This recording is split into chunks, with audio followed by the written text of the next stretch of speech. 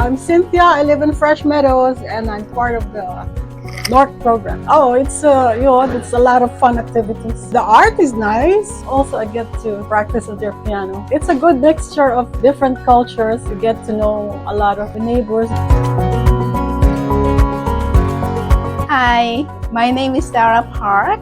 I'm a case manager in Selfhelp Community Services. I've been working almost 6 years, scheduling for clients to assist applying for a lot of benefits and entitlement like senior housing and SNAP benefit and SCREE benefit. My favorite part of work is recruiting new members and outreaching the clients. Selfhelp designs activities that include everyone through music and dance. My name is Sylvia Luna. I'm an RN, a registered nurse from BNS. I'm working with Selfhelp for the past 3 years now. I teach health promotion, health prevention, disease prevention, the importance of checking blood pressure regularly to detect hypertension, and also emphasize the importance of full prevention, vaccination update with the senior. Building long-term rapport